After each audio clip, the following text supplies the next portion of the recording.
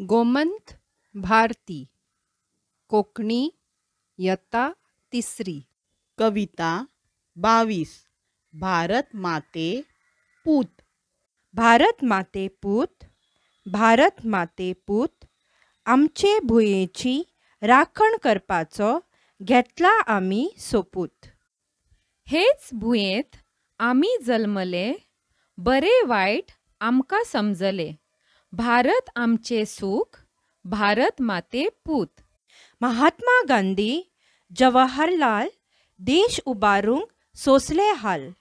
शांतीचे हे दूत भारत माते पूत.